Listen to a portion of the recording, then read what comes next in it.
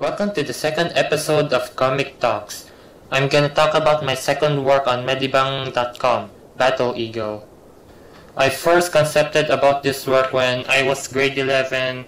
I'm making a narrative report about the boreal President Ferdinand Marcos in the hero cemeteries here in the Philippines. It was a total big deal here because he was a dictator, and being buried at the hero cemetery is not good rhyming for the peoples of the Philippines here, so there are many protesting it. Then I peer into President Marcos' profile and the reason why he launched the martial law in the 1980s, which he was being branded as a dictator. It's because of the presence of the communists here in the Philippines. I mean communist rebels due to the Plaza Miranda bombing, but actually that's not actually the case. Anyway, but still, I thought about that. It was also the indirect faults of the Cold War why the Philippines has been brought into martial law. So I take that idea and theme into my new comics, like that. At the same time, I was also watching Shooting Star Rockman, known in North America as Mega Man Star Force, and I kind of bit of like that show, except if the production, the storyline is not totally choppy. I think from what I view is totally a little of a mess. Not too much good of a storyline, but the premise it's kind of good to me. It's strong to me, and there is the birth of Battle Eagle. I mixed those two ideas together and started making this series. The themes around this series is about the Cold War also. The both idiosyncrasies of the two ideologies that was present in the Cold War, capitalism and communism. The both good and bad on those two things. Yeah, I know I said good and bad.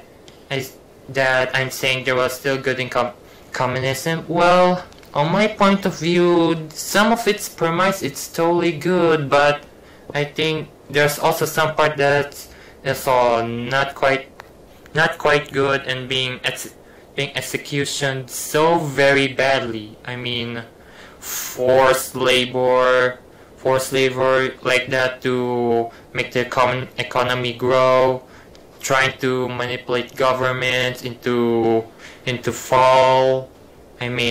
breakdown just to establish a new communist state. That's not good. That's totally not good. It's totally idiocy to me.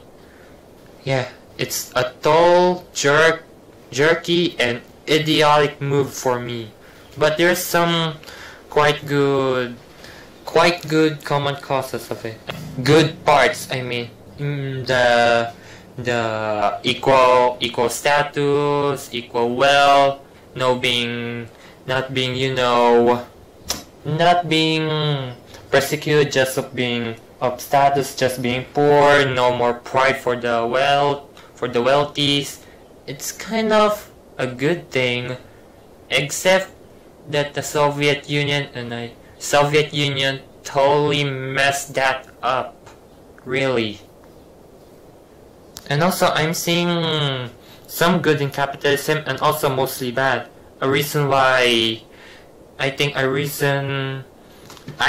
that the reason why communist ideals has been arose in the 1800s is due to the abuse of the bourgeoisies to the proletariats, the working class, right? That the abuse and corruption to the wealth.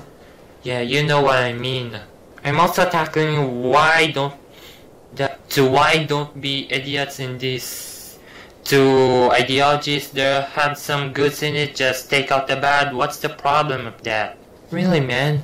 There's also many countries being split. I think for now it's kind of two countries. Also many countries being being oppressed due to, peoples in those countries, in the communist countries being oppressed, being murdered, killed, execution in those communist states. Man, the Khmer Rouge is also the worst Khmer Rouge in Cambodia, right? The lesson and theme here is just don't be idiots on this thing.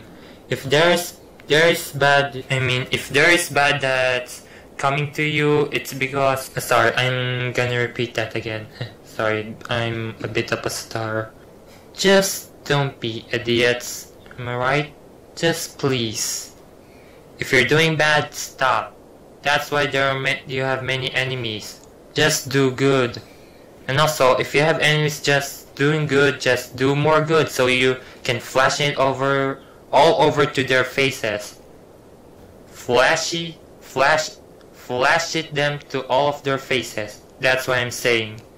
So that's all for now. That's all now, everybody.